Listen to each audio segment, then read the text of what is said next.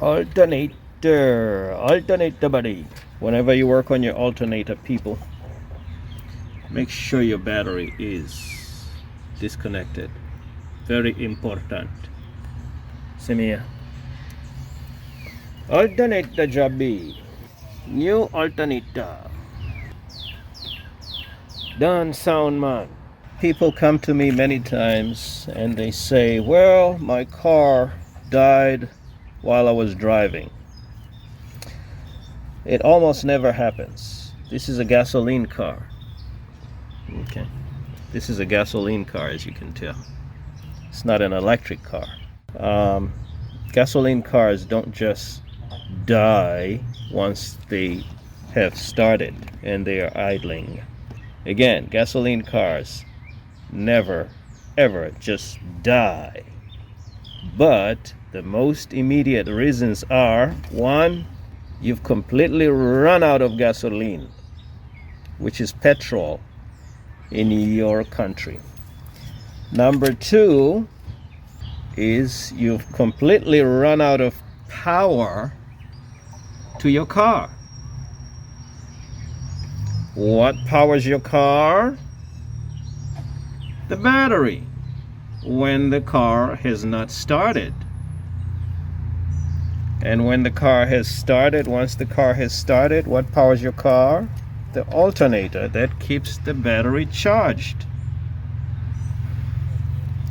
That's a lot of science right there. If your car should ever die right in the middle of the road while you're driving, that means something went very wrong with the power provider, which is the alternator. And the usual suspect, something went very wrong with this B positive. Usual suspect, I say. Either the plastic, as you can see, this should have a plastic cover, keep it from the elements, wind, rain, water, but it melted in the middle of the road one day, and that shut the power to the car off immediately. Had no idea, just smelled something burning. Was the plastic that went on top right here. Okay? An alternator that is not mounted correctly is the beginning to many problems. If your alternator is not lining up correctly, slanting like that instead of, well, that puts a lot of strain on your belt. It also strains your engine block. Then you start having oil leaks because you are pulling the engine apart, creating openings and cracks in the engine. All kinds of problems follow. Okay, so you're supposed to push this spacer in, but you need to do a whole lot of banging. I don't have the time for all that. Or use clamps to clamp it down and pushers and pullers. I'm going to use this washer right there, like that. Okay? Space, enough, just enough space, snug, very tight. This alternator has no way to move around, dance around, shake around. Okay? It's just a trick I thought of. But if you watch these videos on these social media, the tutor doctors and videos, they bang on this, okay, to push it in. See this spacer? They bang the hell out of this to push with a mallet, not the hammer, but a mallet, a rubber hammer. Okay, I don't have the time and tools for that. I'm gonna use what I got. Thin, very thin washer. Old alternator. Finally managed to remove it. What is the biggest concern when you buy a remanufactured alternator as opposed to a brand new one? This through hole for the alternator bolt may be filled too much and you cannot drive the bolt in. The reason why I'm able to do that is because I did a whole lot of drilling. When I bought it, I couldn't do that. And if you do too much, you get too much play. Guess what? Your alternator cannot line up straight like that. It'll be slanted. And that puts a lot of strain on the serpentine belt, or what is called timing belt. Then you start having squeaks and squeals when you're driving and all that kind of stuff. Just to start to many problems. Big problem with alternators when you buy it remanufactured. Remanufactured is not the same as rebuilt. Remanufactured means this should be as good as the new one.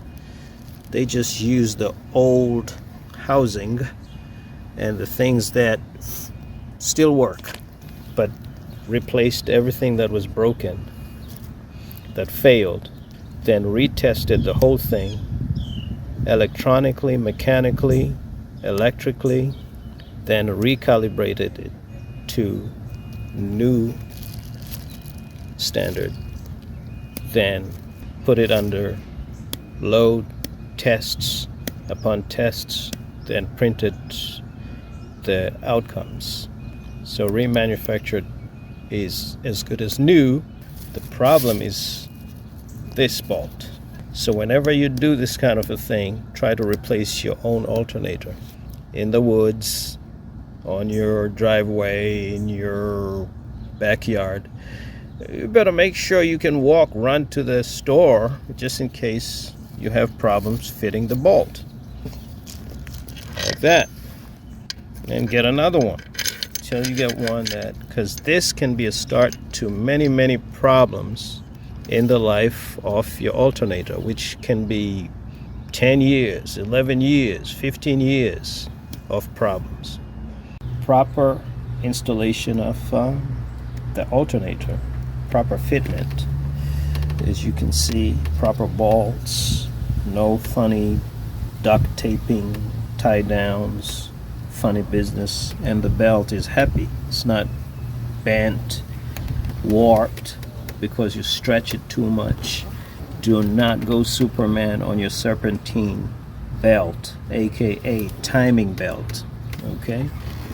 Or you start damaging the bearings on your alternator, as well as the compressor pulley down there, those idler pulleys, and there is a pulley back there called a harmonic balancer or crankshaft.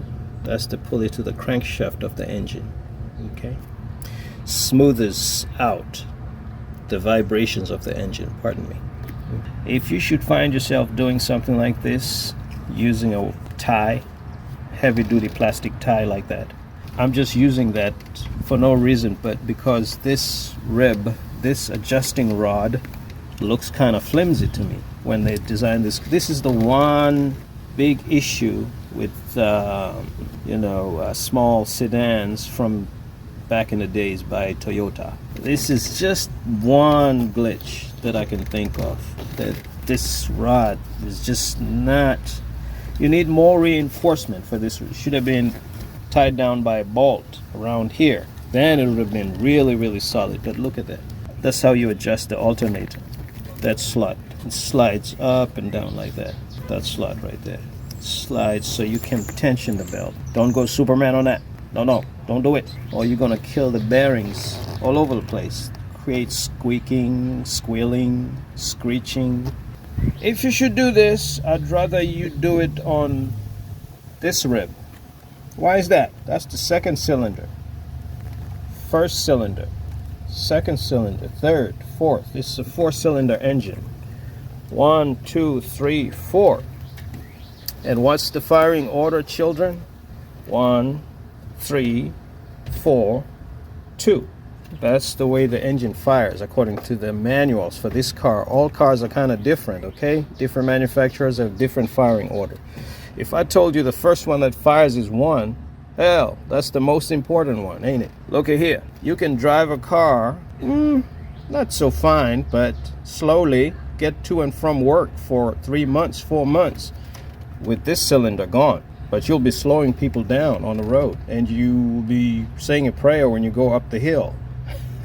Don't drive on the interstate like that. But you will not get far with this cylinder gone.